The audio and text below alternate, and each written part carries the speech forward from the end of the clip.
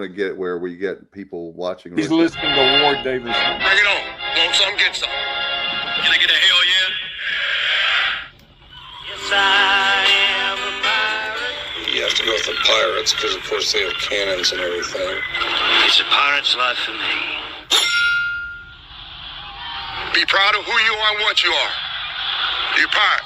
This is a first down. Pirates. Because when you're at East Carolina, you go for it every time. Or you don't coach at East Carolina, you don't come to East Carolina, you don't play at East Carolina with a weak heart. Write it. I think I've ever been in a building as loud as that was. It was deafening in there. You will get Omaha. I can promise you that.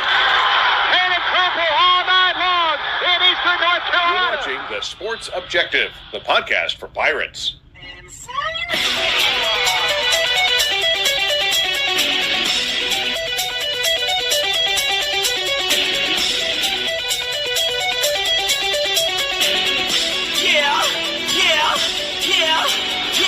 My heart is purple and gold. I'm a pirate down of my soul, and I don't back down, not at all. Find out when the cannons explode.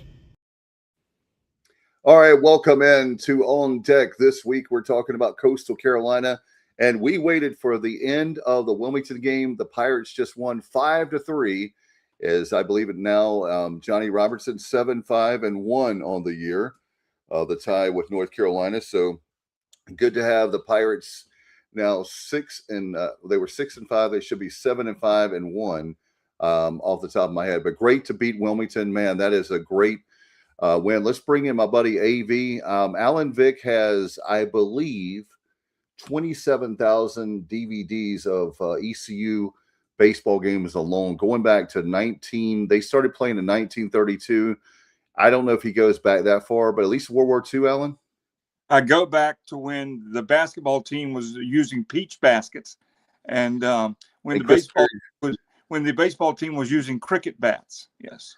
Yeah, you go back to the days of Christenberry Gym. You were there before it was Christenberry, before John Christenberry was a coach. Yeah, it was. I go back to the East Carolina Teachers College days. Wow. As Johnny, there's always that guy. There's always people that can top you that have been here longer. And Alan's been here. 1932 is when we started athletics, Johnny. So at least we have a guy still alive that can tell us about all these great memories. And he's got them archived in decade, the 40s, the 50s, the 60s, the 70s, the 80s, and beyond. I look pretty darn good for 90 years old or 100 years old, don't I? I tell you what, I'll tell you one thing, and I'm serious when I say this. I'm joking when I say this at the same time. You have an awesome wife because she keeps you young, man. Well, I use a lot of oil of Olay too. So. Oh, okay. Yeah, you got really nice skin, Ellen. Is that okay for me to say? Thank you, Dave. Yes, I appreciate that. There'll be a little something extra in your stipend this coming week. Thank you so much. And I tell you what, I'm excited. How about them Pirates? As Josh, absolutely, Josh. I tell you what, we're very excited because I believe that we'll be talking about tonight being on deck, Coastal Carolina, as we're going to Conway, and we'll talk about that. And I tell you what, we let's get all three of those down there. That'll be great. Alan needs to trade that hat for a Braves hat. I have an Atlanta Braves. I just tonight's my Yankees hat, but I have a Braves. I have a couple Braves shirts and a Braves hat. There you go. But I'm a long time Yankee fan. Oh boy. Oh boy. Here we go. Let me ask Johnny, Red Sox. No, I'm a Braves guy. I don't have any use for the Red. Well, although we got our eye on one of the Red Sox key hitters to replace Jerks and Profar, perhaps. I've got an A's hat. I can go neutral if you guys are really offended by my Yankee hat. I can go change very quickly if I need to. Alan pulls for every single team, so that way. I'll wear anything free, and the guy gave me a nice A's hat 6 months ago, so I'll wear anything free. Radio will eat and wear anything that's free. If you are a radio person, you don't get paid a lot, and so that's why you get free swag. We'll do it for. We'll give you a free pizza if you like. If you'll do this for us, or we got T-shirts for you. And people great. In the radio industry in Eastern North Carolina that have survived on free pizza for the last 27 or 28 years. I remember our good buddy John Creech. Can I tell this story really fast, guys? Tell the story you want, and I can verify most of them. Yeah. So one of the first times I ever met John Creech, God rest his soul, we miss him. He was working. I was working overnights or nights rather, and he was working overnights. And so what happened was he came in about 11 o'clock every night for his midnight shift. He was early, which was a great thing. And he saw this pizza that was there at, like, on a table. And he says, "Oh man, this pizza, oh man, I can't wait to eat it." I said, "John, this was Sunday night, and I had worked Sunday in the, like Sunday, like 7 to 12 or whatever is my shift. And he was working like midnight, early Monday morning. And that pizza had been sitting there, I'm embarrassed to say, at Washington Toyota, when we used to do those Washington Toyota remotes, it had been sitting there like a day and a half without any refrigeration. And he ate it." Well, he didn't walk to the pizza walked to him. I'm sorry, you just made me think about a memory. That is so funny. That was one of my first, when you meet someone, that was one of my first impressions of John Creech. "Oh, it's a day and a half pizza?" And he just ate it. That's why we called him the Creature. But miss that guy a lot. And he was my buddy. One of the best of all time. John White, what's up, brother? Former pitcher for the Pirates under Gary Overton. Pirates like to give us heartaches. LOL. They did finish it off, but man, yeah, we finished like no Division I team. And I'll get in trouble for saying that. That's an old joke a buddy of mine actually had about basketball. If you're a ECU basketball fan, is that when we would have a lead, we couldn't keep it. But guess what? We survived. We advanced to Coastal Carolina. We'll be talking about that. And Johnny, 5-3, great win on the road against the Seahawks. And there's something we talked about this. There's something about this game, Johnny, that I wanted to win this one. I love this NCW rivalry. Yeah, I mean, this was an important game. Hey, Joe Webb, I am wearing a hat and I am taking it off and I'm waving it in the air in honor of Joe Webb because he needed this. It was a spectacular performance, spectacular. 4 innings of 3 up and 3 down baseball. He faced 12 batters, set them all down. And then, he got into a little bit of trouble. Well, maybe a little bit more than a little bit of trouble in the 6th inning. But, he gets to win tonight. So that's his first win as a Pirate. He showed what he could do. And, man, that's huge to know that we have someone like him that can step in and give us multiple innings like that. I mean, to come in and put down the first 12 batters you face is tremendous. I love it. No doubt. Proud of our Pirates. And Alan, you and I have been following baseball a long time. So has Johnny. And these wins on the road like this, we really need them, especially when we talk the word hosting. We needed this win tonight.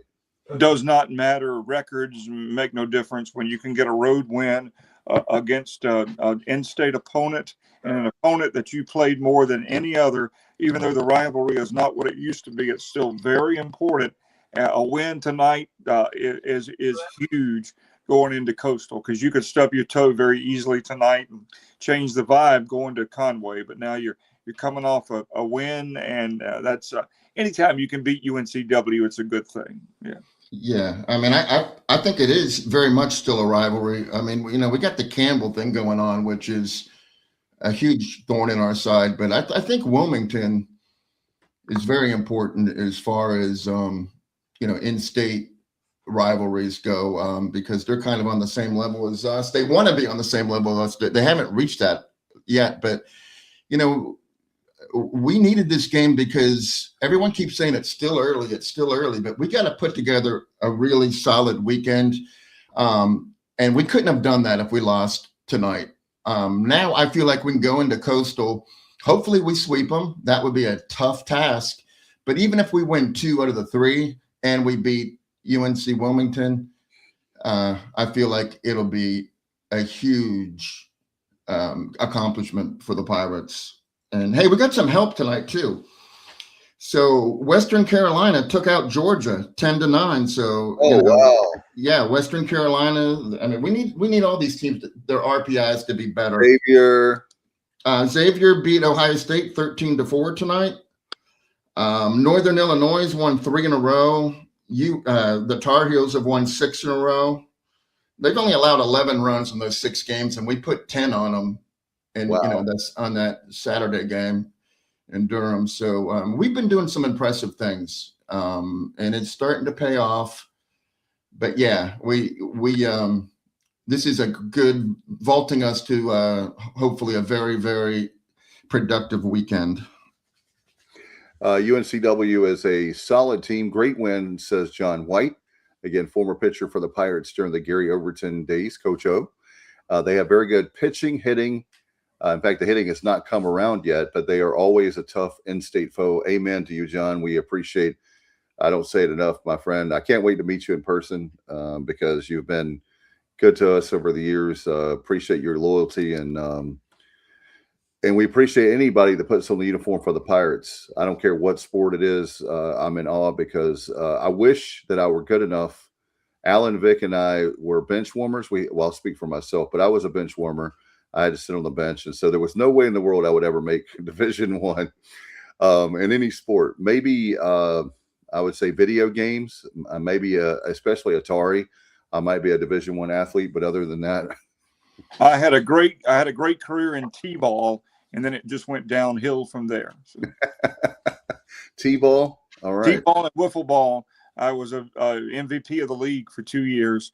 Of course, I was 12, and everybody else I was playing against was 4. But 12. I was 12 playing wiffle ball. Nobody ever asked for your birth certificate? No, it was kind of embarrassing playing Little League, and I could buy beer for the rest of the guys. For 9 to 12-year-olds. That we didn't need to know that on. Is the statute, Johnny? You're one of our liaisons. No, I'm not the legal expert here. No, but you're one of our go-tos. Ask the suits if the statute of limitations have passed now that Alan's serving beer to 9 to 12-year-olds. Oh, did I say that? Well, yeah, Alan, since he's like in his 90s now, he's past the statute of limitations. Yeah. He's good. My IQ is in my 90s. Yes, that is correct. Go ahead, Dave. We there's nothing like people trolling. So we got a troll. Yeah, it's all good. I can ban them, so it works out. Well, I appreciate the real people. So I want to say that we want you to put your questions and comments. Keep them coming. Alan Vic I'll tell you, I think we're eventually going to have a 90s country challenge between Alan Vic and Kyle Barber, and maybe we'll have a prize for him. I don't know what the prize will be, but the last man standing. We could probably do it on YouTube, and then we'll people, if they want to really watch, they can watch. Yeah, now Kyle knows his 90s country quite well. If we go into the 70s and 80s, I got him, no problem. But in the 90s, he's going to give me all I want because Kyle obviously had nothing better to do but listen to 90s country, 24/7 when he was younger. But I'm just kidding. Well, that makes sense because he was like 10 years old when, the 90s came around. So I played a lot of those songs when they were new, and he knows his stuff now. He really does.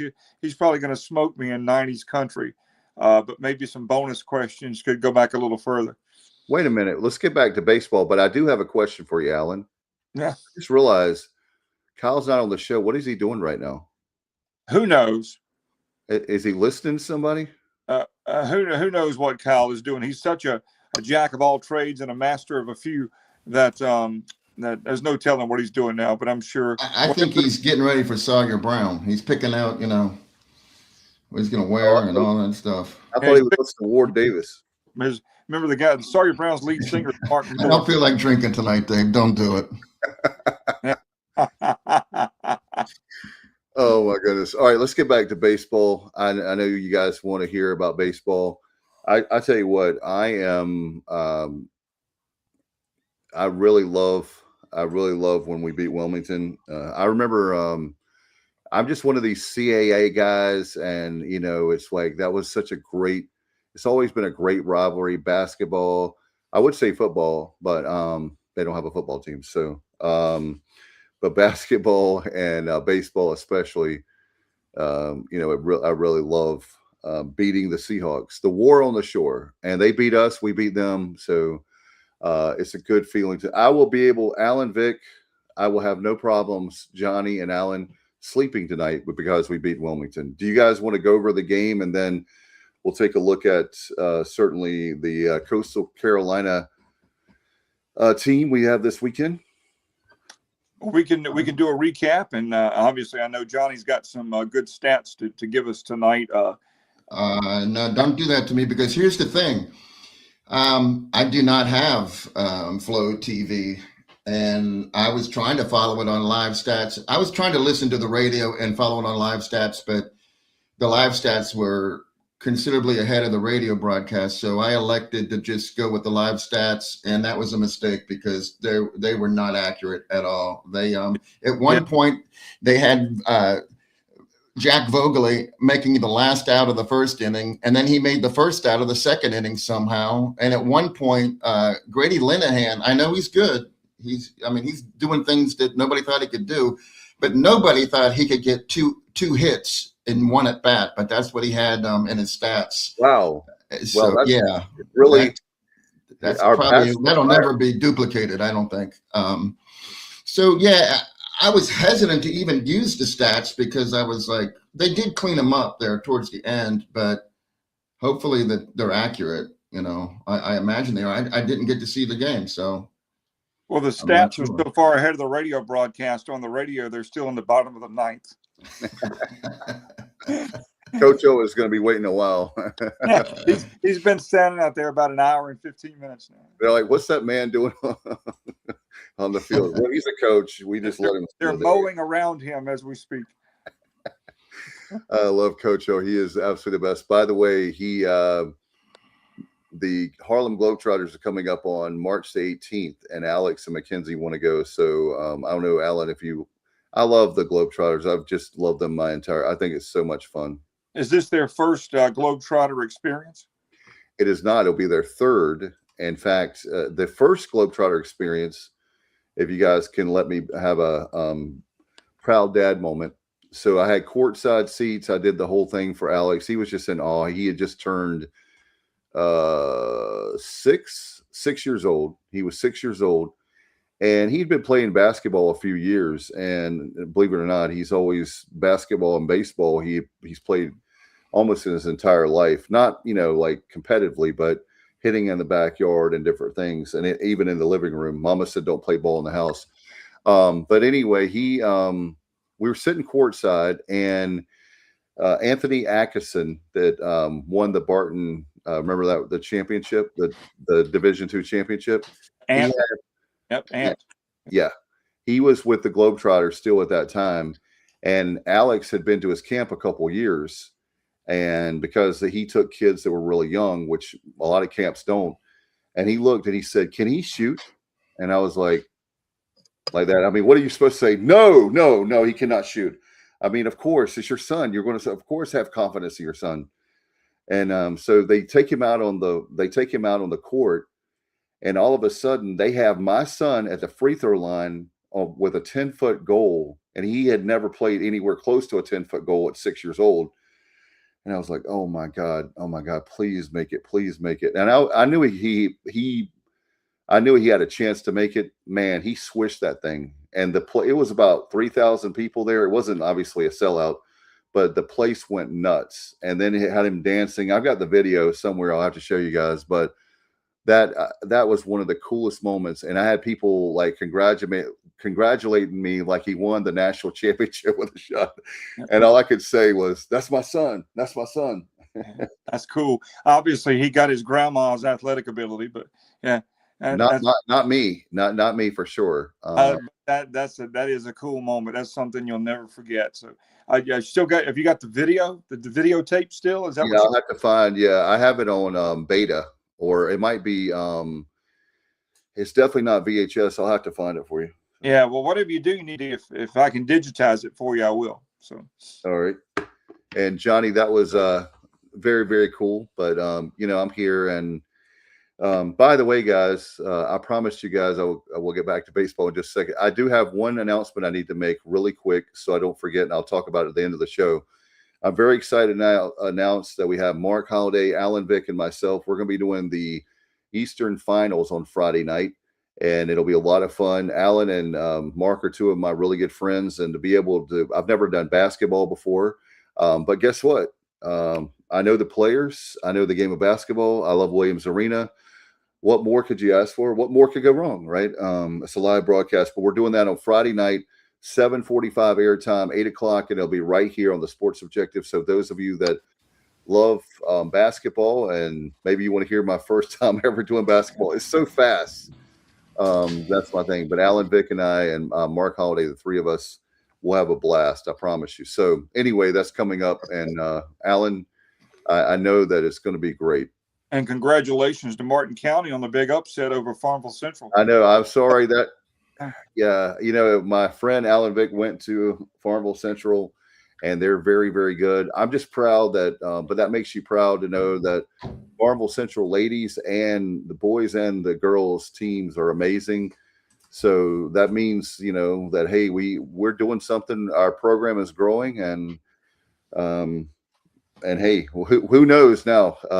Kinston is a very tough team on Friday night, the Vikings, but we'll see what happens. But make sure you tune in on Friday night, and that will be so much fun. Martin County was good last year, but they've really stepped it up a notch this year. We've got a lot of athletes that this, and truth be told, this is their last year. So a lot of seniors. We got other guys that are coming up. I'm not saying that, but there's a core group of guys that they've had 4 amazing years, and it would be nice to have the cherry on the top. But we'll see. Just to make it to Eastern Finals, man, in basketball for our program is huge. We're not bad, but we need. This is our time to really step it up, and we'll see what happens on Friday night. And maybe Johnny can chime in all the way from Haymarket, Virginia. Who knows? What an atmosphere. On Friday, Pirate Baseball's, it'll be over by then. I guess. Yeah. Well, that's going to be a great atmosphere. Kinston and Martin County at Williams Arena, Minges Coliseum. That place is going to be rocking. I'm going to tell you what, right now, both of those schools have a big fan base. So I'm glad that they have it. And by the way, I want to say this too, and we'll get back to, I'm going to make an ECU comment. We'll get back to baseball. Thank you to John Gilbert and everyone that put that together.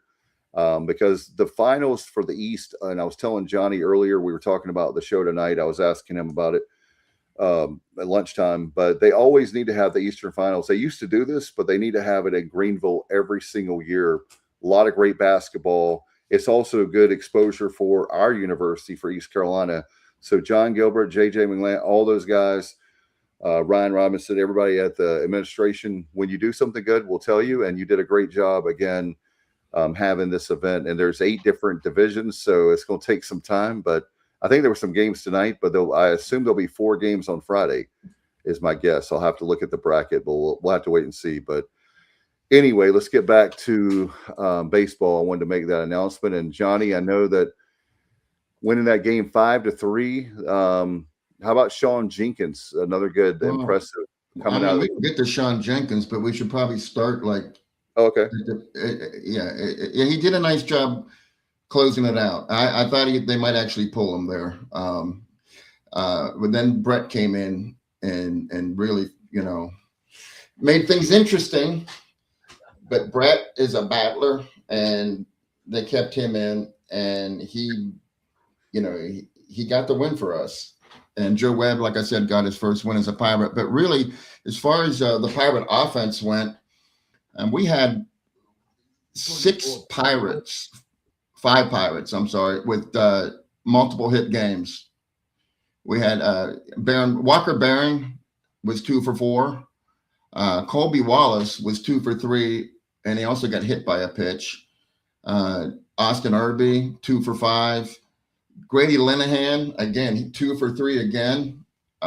He's now up to 277, so he's getting his batting average back up there. Braden Burrs, 2 for 4. He's up to 438 now. So, I mean, there was a little dry spot in the middle of the lineup, but I don't know what the at-bats look like because I wasn't watching it, and I hate that because I like to. Sometimes someone goes 0 for 3, but they have quality at-bats, and you're not worried about it. But in this case, I'm just going by stats. So the fact that we had 5 guys with multiple hits, that's definitely a good thing.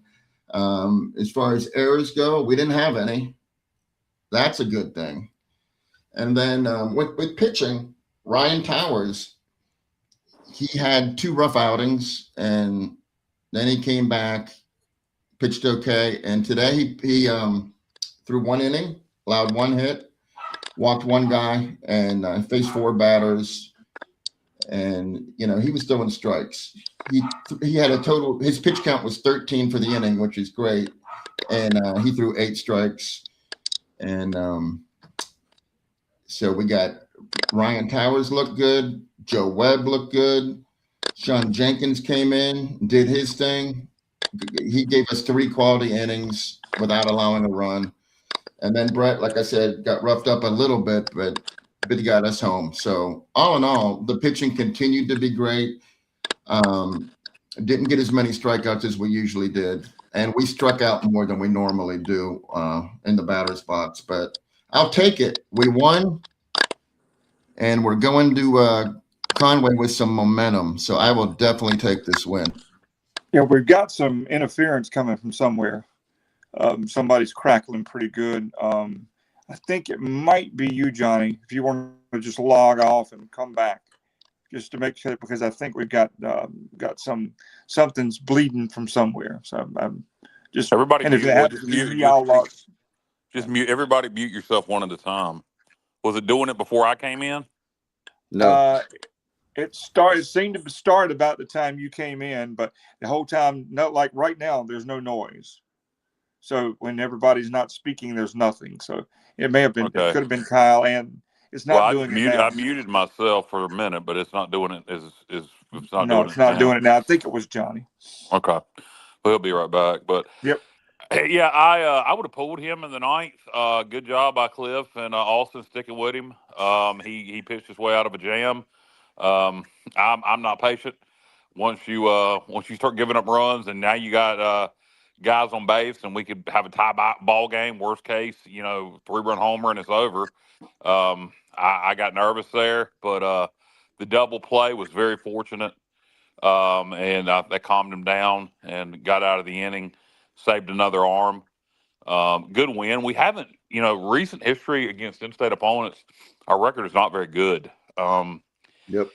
So that was good to get the win over Wilmington. Coastal's not an in-state opponent, but certainly a regional opponent. So that coming up. I thought it was funny there listening on the radio when one of their pitchers came in. They played "Here Comes the Rooster" by Alice in Chains. And that's Coastal Carolina's theme song. So I thought that was interesting that Wilmington was playing that. But good win. It's always good to beat the Sea Squawks. We need to get a W over Campbell at some point. And then, of course, State and UNC. But we need to start doing better against in-state opponents. That's something that Cliff has hung his hat on. And I guess this year we've done okay. We went 1-1 against Carolina and, lost to Campbell. Lost to Western, and now we beat Wilmington. So we're kind of. So what is that? 3-2 against in-state. Sounds right. May 12th. Kyle has his Alan. Kyle, Dave, I think you're muted. No, I can hear him. I can hear him fine, Alan. Okay, I cannot. So you might want to leave and come back out. Yeah. Yeah, I was going to say that with Kyle. Hey Kyle. Yeah. With everything with Coastal, they've had some injuries to pitching, so we'll see how that plays out with them.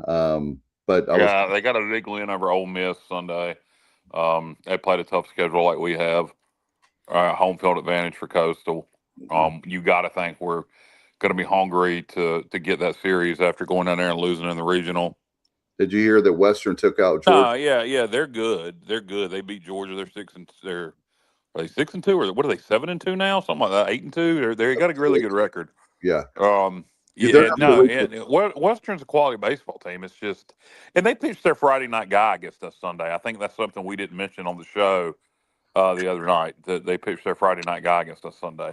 So there's taking nothing away from Western at all. It's just we need to do better against in-state opponents, at least in recent history, and we will. And the bottom line is, as much as you want to win those in-state games, postseason is what really matters. And the one in-state team we need to make sure we beat Charlotte. We need to sweep them because it's a conference game. And look, as of right now, we're chasing UTSA. They're in the top 25 in some polls. They're beating everybody. So we've got some competition in the league this year with UTSA, and I haven't been following South Florida and Florida Atlantic or Tulane to see if anybody else is stepping up, but UTSA seems to be legit. They are, as Coach O said tonight, they're a two-big league, and we are with us and UTSA. And then he was talking about one of your favorite teams, Cal. I'm joking. The other night we were talking about the CAA, but you have with Wilmington and certainly with also Northeastern, two of the teams in the CAA. Johnny's back. He's back. Johnny's back, and he never could be whack. Here's Johnny. Any crackling going on? Nope. I tell you what, I could go for some crackling right now. Sounds good. You're clear as a bell, sir. Back and guys, going down to Coastal. Obviously, they make it to the national championship last year. But Johnny, I was talking to Kyle when you both were signing out and signing back in. They have had some injuries to pitching, and one of the pitchers, I believe, is out for the season. Is that right? Well, Dominic Carbone he's done. UCL, he had a UCL reconstructive surgery. The main guy, their Friday night guy, Cameron Flukie, he may be back at some point, but it'll be very, very, very late in the season. And then, they're going to have to be careful with him. You just can't, bring him back. What kind of injury did he have? Throw him out there, 90 pitches or anything. So it's unfortunate for them. They lost a total of three pitchers to injury. And there's only so much you can endure. And they're trying I don't even know what the rotation is going to look like. I know one guy, Case Bosch, left-hander, freshman. He may start a game, and there's Saturday guy, Ross Norman, a righty. His last two starts, he pitched 3.1 innings combined and gave up 14 earned runs. So hopefully we'll see him, but I don't know if they're going to put him out there after those two performances. Hopefully they will. And then they have Luke Jones, who's a right-handed sophomore. He's one of they have a tall pitching staff, but Luke is only 5'11", and he's pitched pretty decent. I expect him to be the Friday guy, but we'll see. Even with those injuries, they still got a good record. Beat Ole Miss. What are they now? Like 7-4. They're still Coastal. Yeah. Here's the funny thing. They're 7-5. Yeah, but here's the funny thing about them. One of the dumbest things to do this time of year, if you like college baseball, is to look at RPI numbers, because they're really meaningless. But with that being said, we have a higher RPI than Coastal.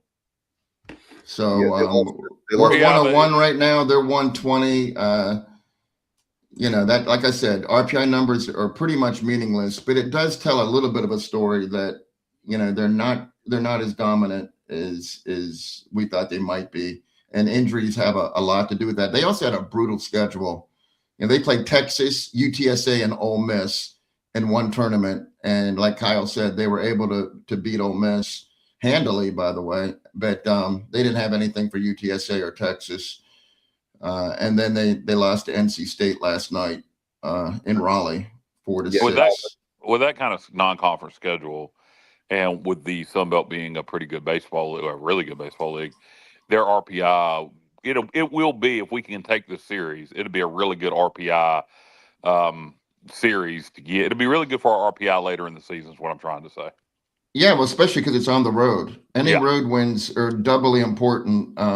And the guy that I mentioned, Case Bosch, the left-handed freshman, I just don't think we're going to see him. He's been there, he's kind of been their most effective pitcher, but he pitched against State just last night. So, maybe we see him on Sunday. Maybe, I don't know, but he's definitely not going to be out there Friday night. Well, why would they throw a weekend guy against NC State midweek? Well, I think they're just trying to find something, Kyle, because they're just throwing a bunch of different people out there, and he happened to get the start against NC State and did well, and he did well in the start before that. So he'll probably end up being a weekend guy, but right now I guess they threw him out there last night to see what he could do. Okay, so he wasn't solidified as a weekend starter at this point. No, they're still trying to figure that out. Okay. Well, hopefully they don't get it figured out this weekend. No, chances of that are slim. Yeah, I think I really if you had told me before all this, like the beginning of the season, I'm like Kyle. I thought this was going to be and I'm not taking anything for granted. Don't get me wrong when I say this, but no, you're still going to Coastal. They still just beat Ole Miss on Sunday. I mean, they believe me, winning that series still ain't going to be easy because we're not lighting up the scoreboard. So, now if we go down there and we pitch like we've been pitching and they don't have adequate pitching and we are able to light up the scoreboard, we could sweep the thing. But if we go down there and take 2 out of 3, I'll be happy. Amen to that. What about you, Alan? How are you feeling going in the series? Well, winning tonight, changes the vibe. I'm going into that series, and I'm like Kyle and Johnny, and probably you as well. 2 out of 3, I'd be happy. I'd be perfectly okay with 2 out of 3. Anything better than that would be gravy. So what you're saying? You're like Meatloaf. 2 out of 3 ain't bad. I prefer 66.66666 ain't bad. Yeah. And to me, if you can sweep it, which is a big if, but if you do come away with a sweep, to me, you make up some ground with like that with the Savior series or whatever because it's not a series you expected to sweep, and you still don't. Believe me, they're still the NCAA World Series runner-ups, despite their pitching woes. So it's a big deal. It's a big series, and they're gonna be fired up too. I mean, they do not like us, and that stadium will be packed for all 3 games. It's going to be great weather. There'll be a lot of Pirates there. It's going to be, suddenly it's springtime, and so it's a really good weekend to visit Myrtle Beach, Conway.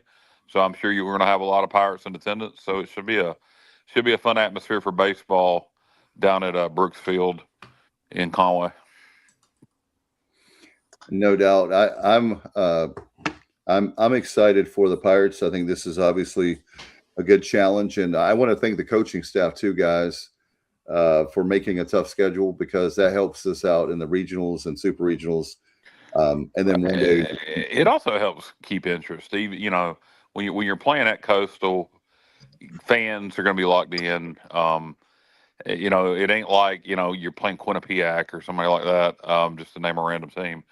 But not only is it good for the RPI, it's good for fan engagement and to keep fans' interest. You always see tough midweek schedules, but sometimes the non-conference weekend series can be up and down. So getting Carolina in a weekend series, getting the Keith LeClaire Classic, and now Coastal Carolina in a weekend series. This is the kind of stuff that's going to keep the fan base really engaged. And if you can go down there and take the series, and you're going to have some fired up fans. Who do we play next weekend at home?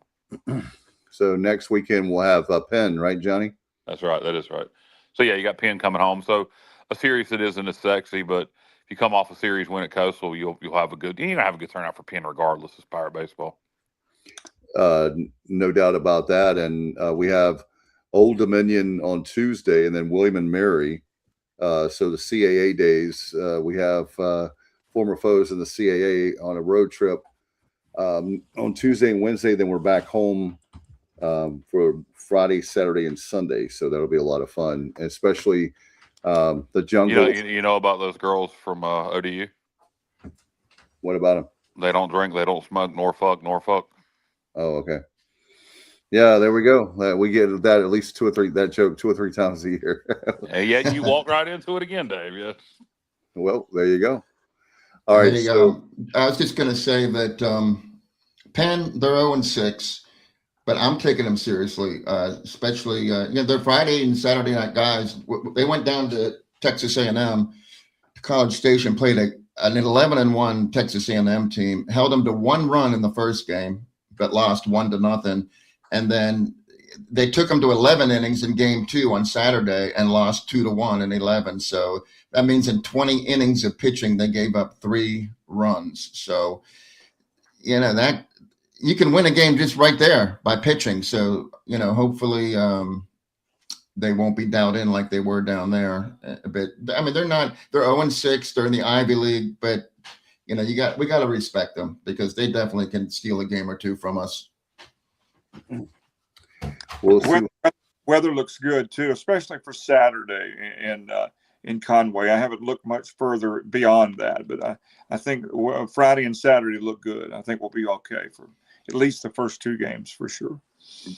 JR, are you good, man? You sound aggravated tonight. Are you good? Who, me? Yeah, you. No, I'm just no. I'm aggravated that I didn't get to watch the game. That's what I'm aggravated about. And then I'm talking about a game that I'm not now. We're done. But I was, talking about a game that I didn't watch, and this is like a first for me. I'm not comfortable doing that, but doing my best, Kyle. I'm not aggravated though. I'm not at all. I got a lot going on here in Virginia. I got a lot of distractions. I keep muting my mic, and then I forget that I mute it, and I say really good stuff, but nobody hears it. Well, we can all say we say really good stuff if nobody hears it. I've been picking you up telepathically, Johnny. You're doing great. I appreciate it, Alan. You're doing great.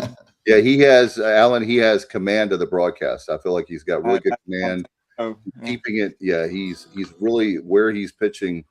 He's making sure that he doesn't put it right over there. He's like, where am I going to put it? Oh yeah, I've got a slider. He's got a really good split finger fastball. I heard his curveball is pretty good too. Was Marty Fuhrer on the Flow broadcast? Yes. That's what Justin said earlier. How about that? Yeah, he does basketball for UNCW. I know that. I didn't know about the baseball piece of things, but he lives in Wilmington, so it makes perfect sense. And he was with the battleship USS North Carolina, and I want to say, is it Red Cross or United Way? He's not with the battleship anymore, but he's a Wilmington guy. And when Jeff passed what do you think about the I'm sorry, go ahead. You talking about Jeff Charles? Yeah, when Jeff passed away, I think that was difficult on all of us, but Marty and Jeff were extremely close, and he walked away, and I guess that was the best time for him to do that. But miss him a lot. I tell you one thing, Marty Fuhrer, one of the reasons why Marty, my sideline mic never works Fuhrer. That dude knew the rule book better than anyone though, man. I tell you what, he was great with we need, and no offense to anybody that's doing it now, but we need somebody that is really strong for our sideline reporter. But do you remember though, back in the day, his wireless mic, it wasn't his fault, obviously. It was like always trouble with his wireless mic. But I'll tell you Marty, what, I always like Marty's. Always like Marty on the sideline. I always liked his delivery style. Like, let's go to Marty on the sideline, and I just associate Marty's voice with a lot of Pirate wins back in the day.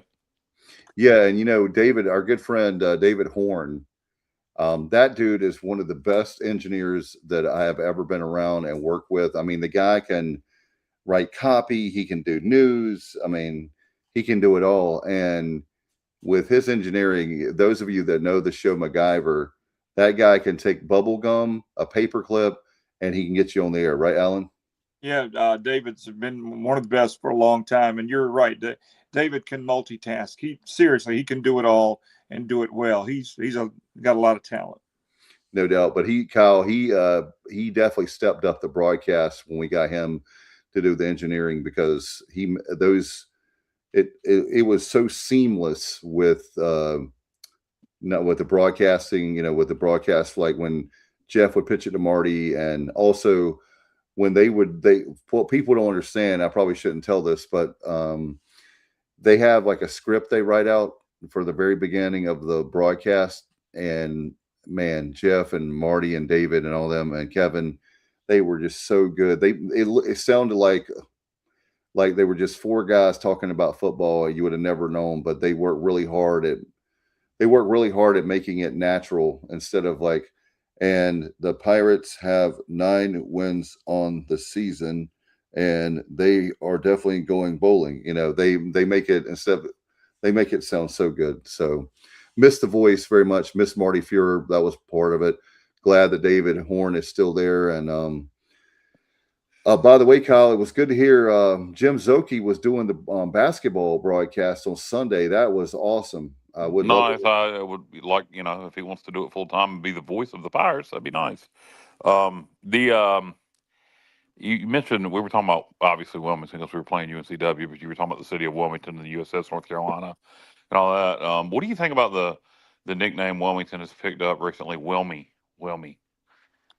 Well, so basically, they've been known as Wilmy Wood for a long time. No, just Wilmy. A lot of people are just calling it Wilmy. I haven't heard that. No, I have heard. Oh, I have. Yeah, that doesn't. And to me, that doesn't excite me at all. That's strange. It's horrible. Yeah, Terrible. Yeah, first thing I think is Wilma Flintstone. Oh, I thought you were talking like a worm or something. Wilmy. Wilmy, and that doesn't raise an eyebrow or. We can do the Wilmy. We can do the Willy Worm. We can do the Willy Worm Festival. Yeah, the Willy Worm Festival in Banner Elk. Yeah. Whoever came up with that, that's. I hope the university is not going to. No, not UNC Wilmington. No. It's the nickname people are calling the city. They're saying Wilmy. I've heard Port City is what I've always called it. Yeah, I know what I call it is Wilmington. But it seems to be a new nickname is Wilmy. Yeah. We got some Is this breaking news? If news breaks, we'll fix it. Word is that Kyle, he pitched the idea to ECU to be the full-time and do some games remote, and they didn't want to do it because that's more of a play fly thing. What? I'm talking about Jim Zoki. Oh, put that up there again? I think he's saying word is, Kyle, that he pitched the idea to ECU. Thomas matters sometimes, Justin. Because it sounds like that I wanted to do the games. That's what I thought too. That would be entertaining. Hey, you know what? I could do the games remotely. You give me to remotely where I could see my TV good, I can call the games. That wouldn't be a problem. I'll do it. They want me to do the games remotely. I'll do it. Give me a chance. They're doing. Hi from the studios in Jason. Yeah. I don't. Hey, I realize technology's great. I get it. I do, but I don't care for that at all. No, I don't either. And I know it's been done, but no. I mean, you either move to Greenville or you don't do it, and we've decided not to do it. And I love Zoki doing football, so that's why. I'd like to have him as the full-time voice because I want a full-time voice, and Zoki would be a great choice. But he's, committed to football. He's got other commitments in Charlotte for the Panthers. And I know at one time he was doing Winthrop basketball. But I'd love to see, us have a full-time voice. My choice would be, since Zoki don't want to do it, my choice would be, oh, God, I'm having a brain fart here, guys. Haymeyer at Campbell, yeah. That we need to start taking a shot there, too, guys. Every time I say Haymeyer, what are we supposed to say? Is that a shot anytime I say Chris Haymeyer? Yeah, I'm just messing with you, man. I'm with you. I love Chris Haymeyer. He's very good. By the way, Charlotte, the Hornets are up 96-77 with 7:59 to go. And Kyle, they will be 32-31. They started out 4-14 on the year. So this will be the first time they've been over 500, I think, the entire season. Off the top of my head, I'll have to look at that. John White, check that for me. I know you're good at fact checking.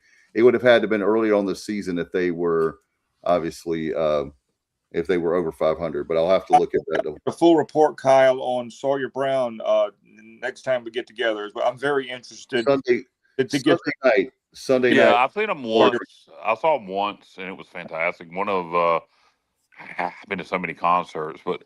One of the more underrated shows. How do I underrate my own shows? I'm one of the most underrated shows I've been to. Well, I would choose the rating, whatnot. But I don't talk about it. It's not like you know, I don't put it in my pantheon of great concerts, but it was a really great concert. That's why I want to see him again.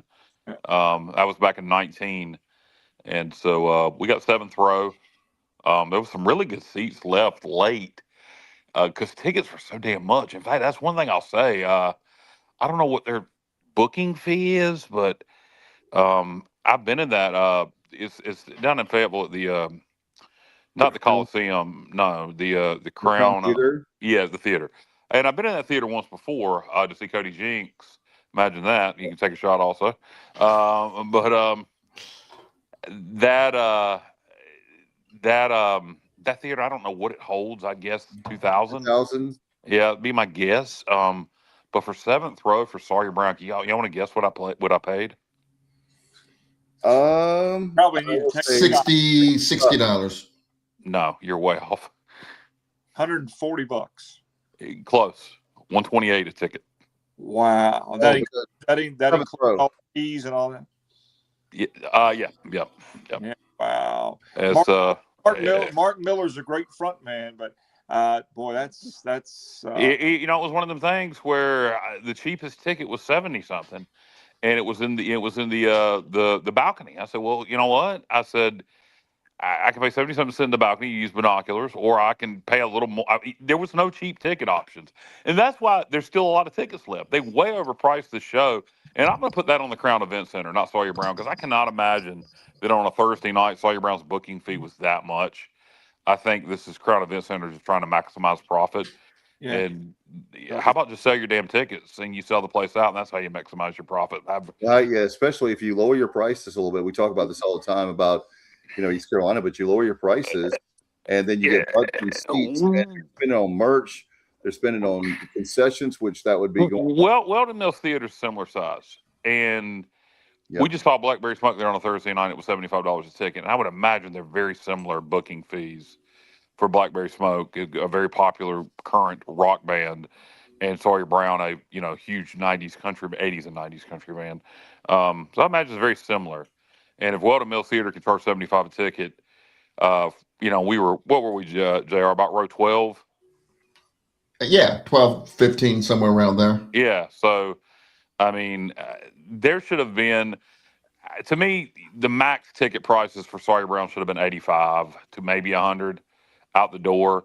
And then the cheapest ticket options up in the balcony should have been 50. Yeah, 128 to get you a VIP experience, a meal before, and a signed whatever for $128. I mean, holy smokes. Well, I mean, ticket prices are ridiculous. Hey,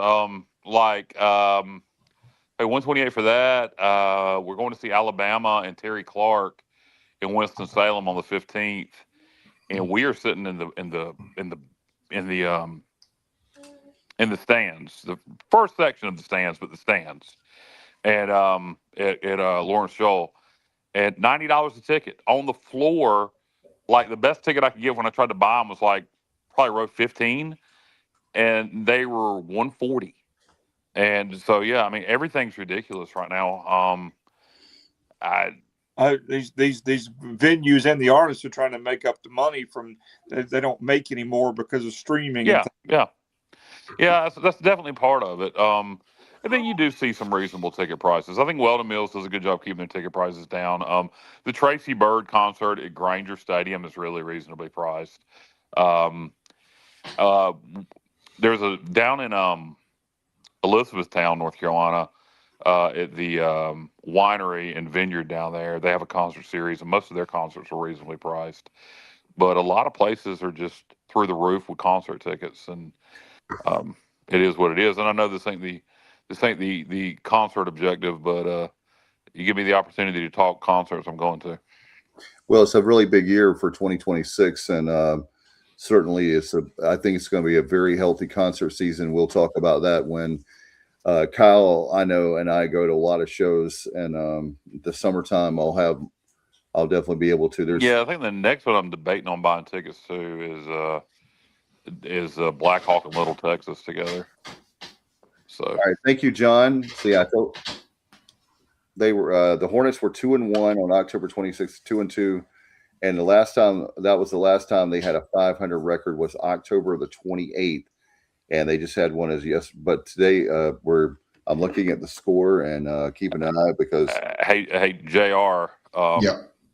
Hopefully we're busy on June 6th. Well, I got tickets regardless. Yeah, I know. You're going to Raleigh to see. No, I'm not. I'm Oh. not going to Blackberry. I'm not going to Whiskey Myers and Black Crows. Oh man, I got tickets for the Bird's Nest to see Matt Mason. Do you know who Matt Mason is?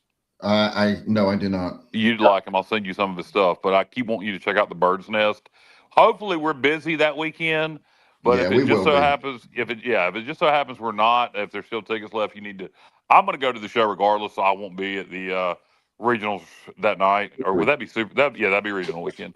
But so I'll miss that game that night. But I'm not gonna, I got these tickets, and if it's, if it ends up being a super, I mean, it's a regional game, so it's going to be important. But I can always sell the tickets if I decide I want to go watch the regional. Hank Jr. in Raleigh. I don't,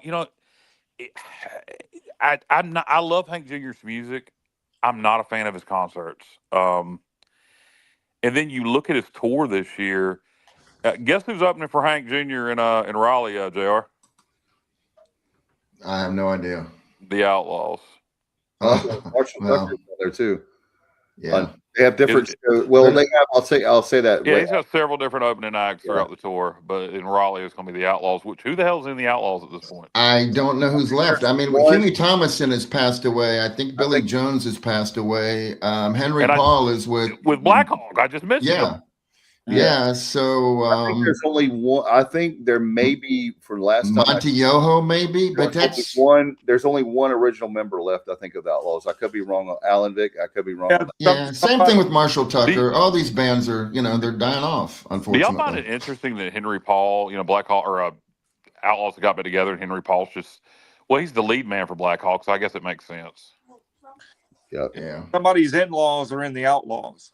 It's just, I have no idea. One I have a nostalgia show I want to see, Alan. So it's Christopher Cross. Okay. This is in July, late July. It's Christopher Cross, the Romantics, and Toto. That'd be a great show. That's my show. Kyle was talking about like 90s country. 80s country and the 80s, like that second British invasion. Well, I like 80s country too. You got Alabama. I'm going to see them. And shoot me the date on that, Dave, and I'll try to work on maybe I might have an inside track on maybe some tickets for that. What is the most expensive show you guys have bought, or like the show and the ticket prices you guys have paid? The most for me, FedEx Field. Well, I saw Metallica. And I'm not even a huge Metallica fan, but my friend had great tickets and somebody didn't go. And I think he paid like $180 for those tickets. I want to say I would say probably, I can't even remember. I would say probably the most I've ever paid, I would say between $150, maybe $200 a show, a ticket, something around there. I don't even remember which one. I'm being honest. Like I have seen, it's one of those deals when I see like Alan, between the concert tickets that we've been given over the years, or I didn't have to pay much for it for whatever reason. I've been blessed, but what I'm trying to say is all those concerts have really run together. I'm getting to be like my dad, I think. I had pit passes in Charlotte. So when I got done with chemo, my reward for myself, I got pit passes for Cody Jinks and Charles Wesley Godwin in Charlotte. They were $200 a ticket. Okay. Damn, I paid $100 in 1994 for the Eagles Hell Freezes Over tour, and I thought, oh God, that was a lot of money in '94 for a concert ticket. I saw back then. Yeah, back then it was $30 for the gold. They're touring again. I think they're doing a very, very limited tour, and they were saying the tickets are like $1,000. But now, speaking of Metallica, they're also doing a very short tour, and they're saying those tickets are going for like $5,000 in the secondary market because they're just so hard to get. Guys, they could pick Elvis up. He could play Greensboro, and I wouldn't pay $1,000 for a ticket. I just can't bring myself. And I'm like Dave. I've been fortunate to get free tickets to a lot of things, and I just can't fathom paying that kind of money for. Well, for example, $200 is about my limit, and anything more than that, I'm not going to do without something special. Yeah. You guys were talking about like And I live. hate paying a lot of money for stadium. The stadiums just don't do it for me. I'm not a big. I've never. Well, baseball stuff, small minor league parks. This is but never a FedEx big Field, stadium. Kyle. Yeah, So huge. I was given tickets for the Rolling Stones, and I had to go. It's the Rolling Stones. You got to go just to say you did it. And here's the deal. It was in a corporate suite, and there was a pane of glass between, we were catered. God, it was great. Rude. And I was like, why am I even this? I'm not really at this concert. I'm looking at it through a window at the concert. It just, I didn't feel like I was really there. And it wasn't really a great experience. Yeah. Well, I didn't pay for him, but I think John Mellencamp, John Fogerty in 2005 was about a $65 ticket. That was a great show. I wanted to go to that. Was broke as I could be at the time, and that was incredible. Couldn't go. Rubbing in. I've rained about 5 times. That was at Walnut Creek, wasn't it? It was. Yep. Yes. Summer of two. Yeah. Good God. Yeah. And I also saw in Virginia Beach. I was so broke in those days. I missed Alan Jackson at Dowdy Ficklin. Oh man. Yeah, I wish I had known you back then, man. I could have helped you there for that. I wish you'd known me too. I helped you for that one. I worked at WRNS 2001, 2002. Sure. When they did a couple of the Dowdy Ficklin shows. Did you do weekends on WRNS? What did you do at WRNS? I did weekends and overnights. I think I remember hearing you doing weekends. On overnights, yeah. And I would. Who was that guy that did weekends on WRNS? I cannot remember his name, but I can probably do his voice. It'd be like, "Your country, 95.1." Ed Hawkins. Ed Hawkins, yes, yeah. Your country, 95.1. WRNS. Yeah. He's still around. He still works for the station. Oh, really? Okay. Yeah. I always liked his voice. He had a very, very interesting delivery. Ed, I'll just do full disclosure. Ed is a 70-year-old black man, and he loves classic country. Really? He's a black guy. Would not have guessed that. I mean, Ed's African American, and he is a super guy, and he loves the old country. Loves nice. It. Nice. Loves yeah. By the way, you know what? I'm amazed. I'm amazed that we have a huge audience, and we're not talking baseball, but we always tell people that we have covered pretty much all, and this is kind of like what we call. Why Stevie would say that is if he was here. Free time. What would he say? What would Stevie say? You know why he would say? JR, do you know why Stevie would say we have a huge audience right now? I'll know it as soon as you say it. I'll be disappointed that I didn't think of it. But no, I don't know. But he would say because Kyle is an entertaining. Oh, yeah. Yeah.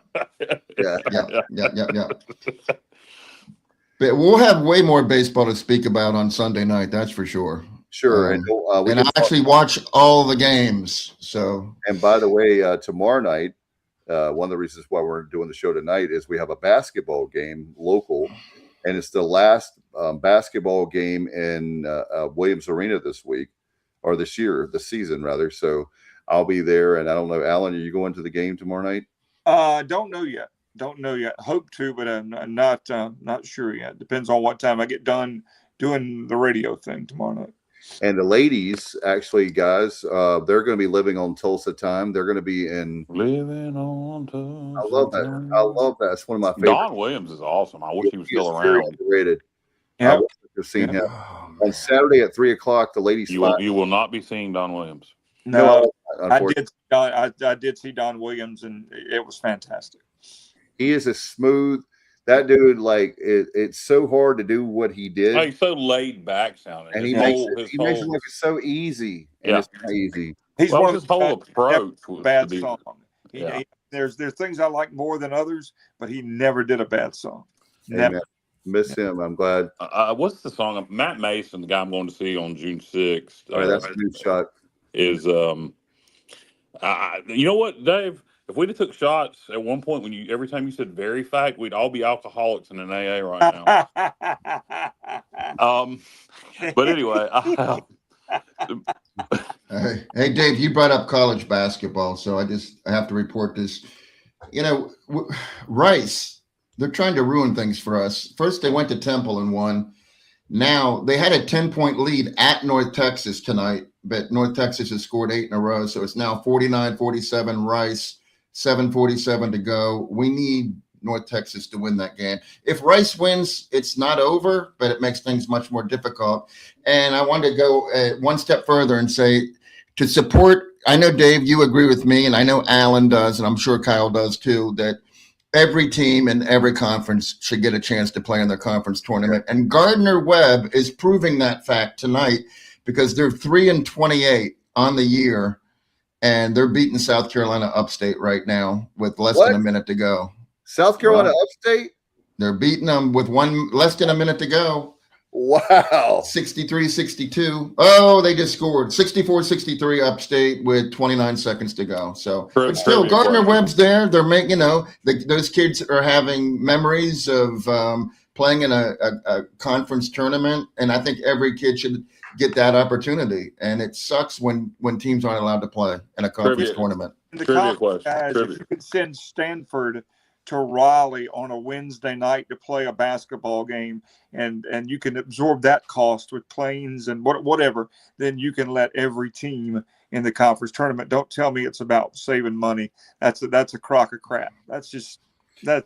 By the way, that's an excuse. I've got breaking news. The Hornets win it. They went to the Boston Garden, 118-89. They're now 32-31. They did it. Going to Boston and winning by 28 points, 27, whatever. Yeah. At Boston Market. That's awesome. I had a trivia question related to South Carolina upstate. Yeah, Boston Market. Okay. Rotisserie chicken. Rotisserie chicken and broccoli. Two-part trivia question. What was South Carolina Upstate's name before they were South Carolina Upstate, and who was their first head coach at the Division I level? And then I have a third after that. I don't know. Okay, the answer, the first head coach at the Division I level, you should know that, is Eddie Payne. And second, they were USC Spartanburg. That's right. I did know that. You said that. Yeah. I knew Eddie Payne. I did not know the second part of it. All right. Well, and who's from Spartanburg, South Carolina? What band, Kyle? Marshall Tucker. Yes, sir. Yes, sir. Got their name off of a lock. The man's name was on the lock. They didn't have a name of a band, and they were practicing in a storage, just a storage place, facility, whatever, and saw a lock with the name Marshall Tucker on it. When I was a kid, now I even saw them in concert when I was a kid. And saw them open for Hank Jr. back in the 90s when I was a teenager, not a little kid. I was about 15. It was them. It was actually Hank Jr., Charlie Daniels, 38 Special, Marshall Tucker. I was there at that one. Yeah, I was like 15. Good show. Everybody but Hank Jr. Hank Jr. wasn't good that night. Charlie Daniels, 38 Special, Marshall Tucker blew Hank Jr. off stage. And Hank I was there at that show because he was drunk. Well, that's the problem with Hank. Barbara Craig. Yeah. First time great. Second time I saw him, he was blitzed. Yeah, but the show was good because Charlie Daniels, 38 Special. So, Kyle, you got to see Toy Caldwell because he was. Yeah. Well, wow. Three. But here, I was going to tell you something. When I, up until, I don't know how old I was, but at 15, I don't know how old I was when I realized "Heard It in a Love Song" was "Heard It in a Love." I guess maybe when I read the freaking title, because you thought it was "Pretty Little Love Song." I did. How'd you know that? There's a lot. Is that a common? Because it sounds like that. Yes, I don't blame you, Kyle. I had in around the time of Alan knows I was on the Outer Banks at the Rock. And we had a night DJ, and her name was Tawny Hayes. That was her name. And she told me, she said, I grew up thinking all these years that it was Pretty Little Love Song. And honestly, what's funny is till she said that, I had never be wrong.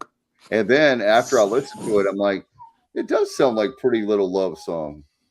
Yeah, it does. And misheard lyrics and misheard band names. Speaking of Marshall Tucker, best Marshall Tucker song that was almost a top 40 hit, "Last of the Singing Cowboys." That's a great song. I like "Fire on the Mountain."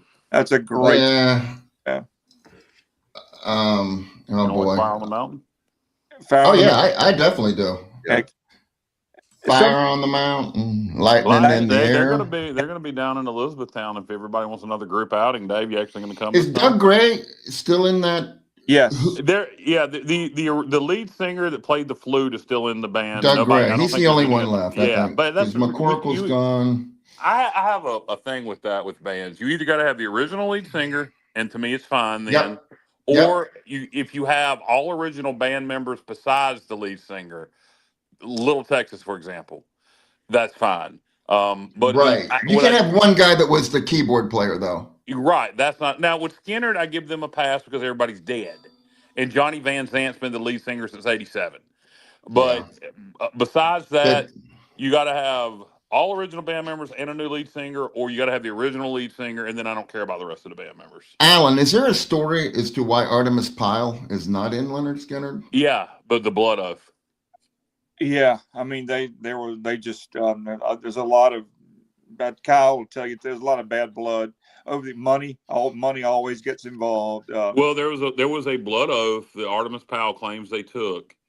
That they would never that anybody after the plane crash would never make money off the Leonard Skinner name, and the other members claim that never happened. That was just discussed. But Artemis claims that it was, and Artemis claims he also says Leonard Skinner was one person, and that was Ronnie Van Zant.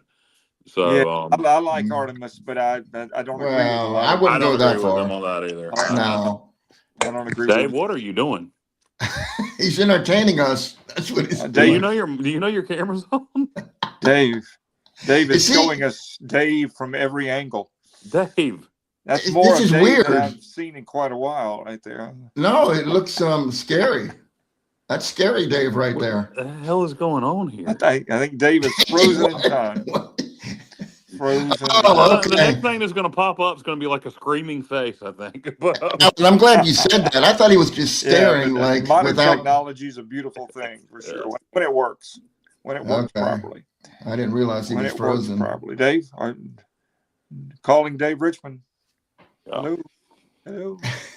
You know, guys, speaking of, we'll just continue talking about music till Dave comes back. But I saw the front men. I don't know if you guys are familiar with that last year. And that was really good. That's Tim Rushlow, who was the lead singer of Little Texas. Yep. Larry Stewart, who was the lead singer of Restless Heart. And then Richie McDowell, who was the lead singer of Lone Star. And they tour together and just take turns singing hits from each band. And that was a lot of fun. It was good. I'm a big Restless Heart fan, and I'm sure at some point they'll have a final reunion tour, but it's the closest thing you can get to seeing Restless Heart is. What was your favorite Restless Heart tune? Oh God, probably Fast Moving Train. I mean, Bluest Eyes in Texas. They had a song I really liked off of one of their later albums before the original. After Larry Stewart left, when the drummer was singing lead, called Big Iron Horses. Yep. I really like that one. When She Cries, but probably Fast Moving Train would be my. I like Dancy's Dream. That's a good one. That's a good one. Dream has always been one of my favorites. Yep. And very early, they had a pop hit called New York Hold Her Tight. Well, When She Cries at Night was a huge pop When She hit. Cries was When She Cries was a pop hit as well. Yeah. And so I think we've lost Johnny. And have we lost? No, you know what? I'm just buried behind the extra innings logo. I'm here though. I hear everything you all are saying. Restless Heart, while they had pop crossover, I wouldn't consider them pop country. I mean, lyrically, they were country. Right. They just happened to have some pop success. Yeah. So I always liked them. Was very country as well. Yeah. Do what? Stewart had a great voice. Yes, he did. And like I said, if you ever get a chance to see the frontman, go see them. They did like 4 Restless Heart songs. I mean, I think it was like 5 each, like 5 Restless Heart songs, 5 Lone Star songs, 5 Little Texas songs, and then they had some original stuff that they did. Now I don't hear anybody at all. So I guess I'm gonna have to log out.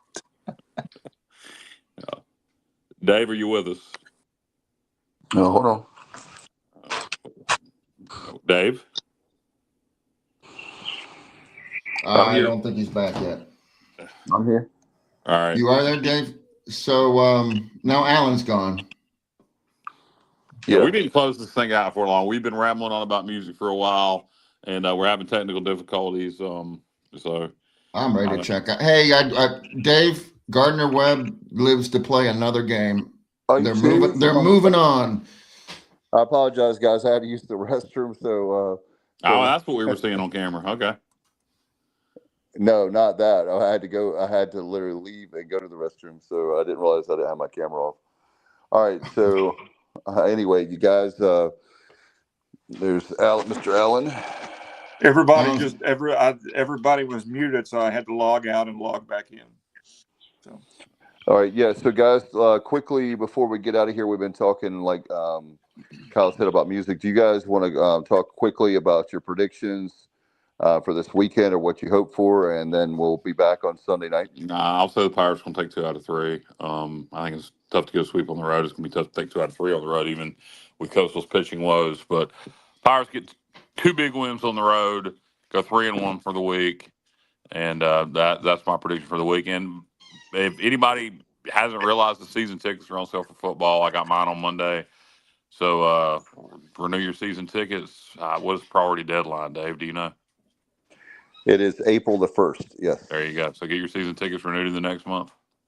And by the way, you have until Alexander's birthday, March 20th, I believe it is, and you get 10 priority points. So for those of you that care about priority points, like I do, I'm glad you said that, Kyle. I'm going to renew mine tomorrow. So. You got to rearrange things with his mom, and we're going to take him to see Shenandoah for his birthday.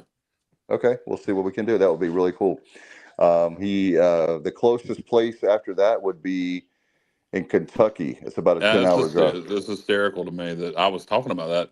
I think to JR, I think. What was You I talking about on the show? No, we talked about it. Okay, and then did you know he was into Shenandoah already, or did you find out after that? After that, because you had talked about it, so it was on my radar.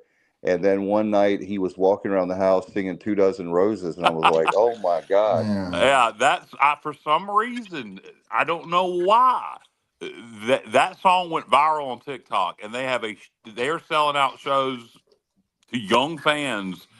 You know, it's insane. I think it's awesome.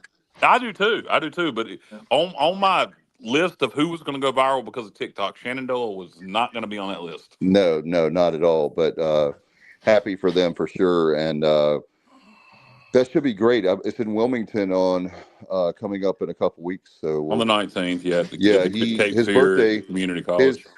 His 13th birthday is that Friday on the 20th. So love to make that. I wish we could make that happen. But anyway, he's definitely going to. If you decide to do it, let me know, because you can talk me into going to a concert.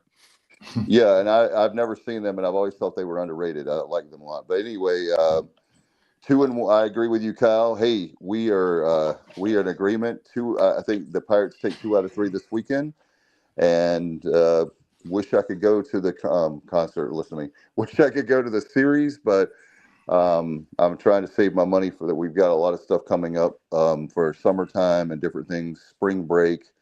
There's a lot of stuff going on, and as you guys know, I had a car repair and another one that I have to get in the next couple of days that I wish I didn't have to get, but it's definitely well worth it. So, but anyway, 2 out of 3 for me for the Pirates. What say you, Johnny?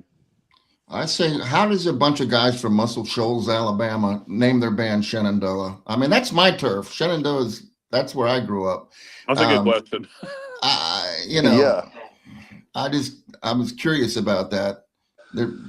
I guess it was just people. I've never thought about that. They met a girl named Janie Baker, and they were her love slave, and she was from the Shenandoah Valley. Yes. Okay, there you go. My prediction is also 2-1, but we have an offensive explosion. We score at least 25 runs. We'll definitely have. Wow. We'll definitely have 10 runs in one of the games. Wow. Okay. I can see that. I can see that. We'll definitely have 10 runs in one of the games. We will. JR saying definitely. Yeah. 5-star lock. It's happening. Guarantee it.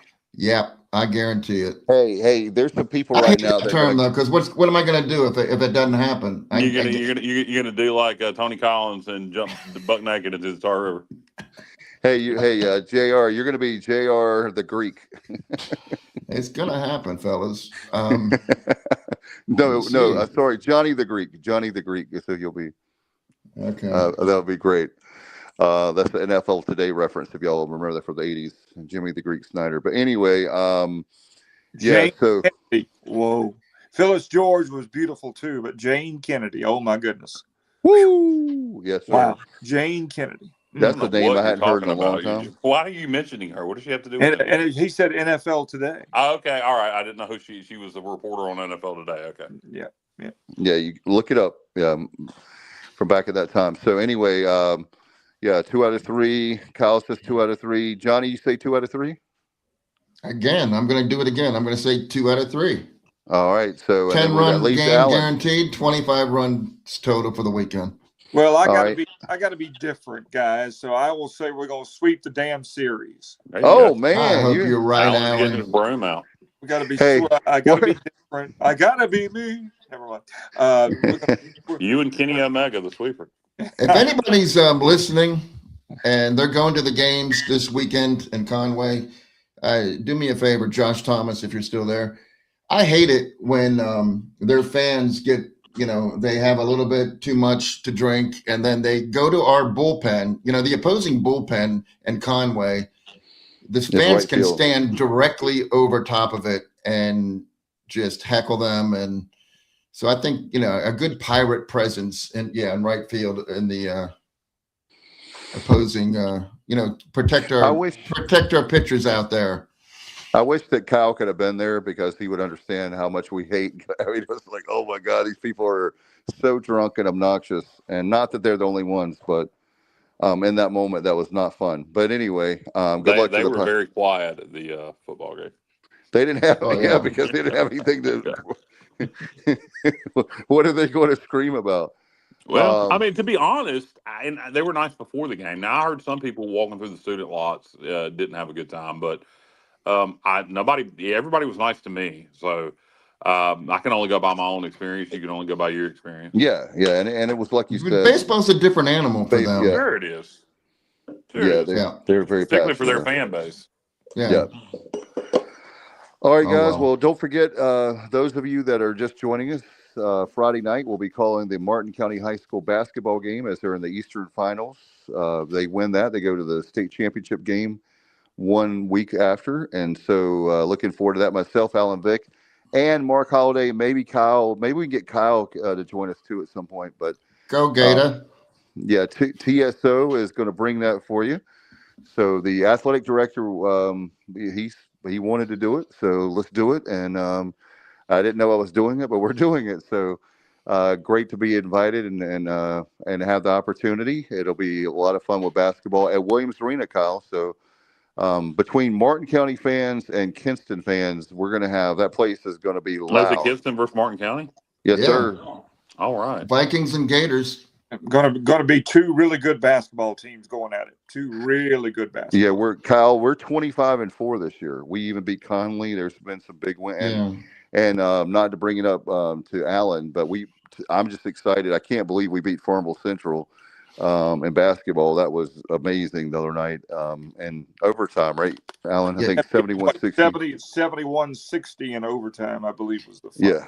And it's a good thing that this game is in a neutral site, I think, because there was a dust up at the end of that Farmville Central game.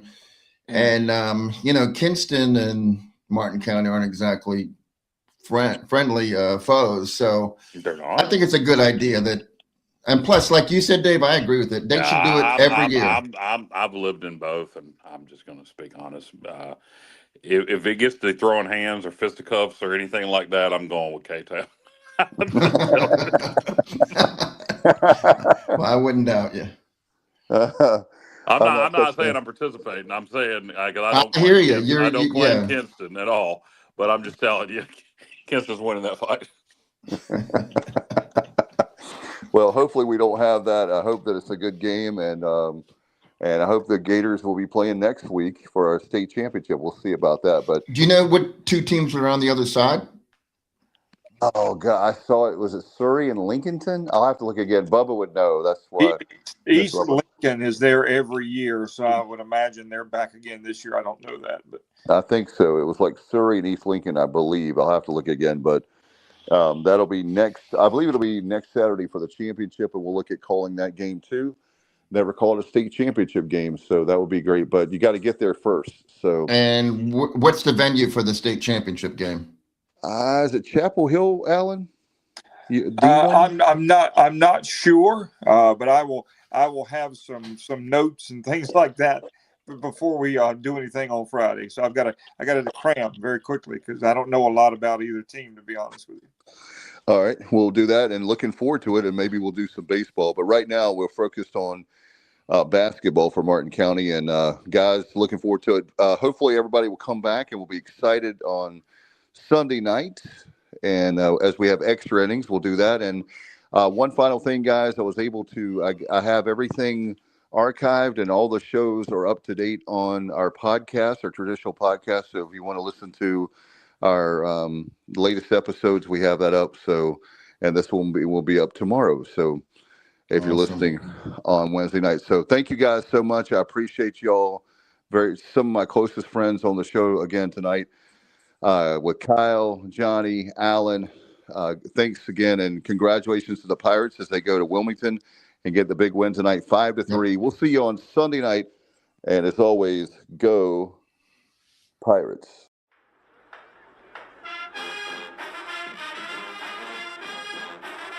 You're watching The Sports Objective, the podcast for Pirates.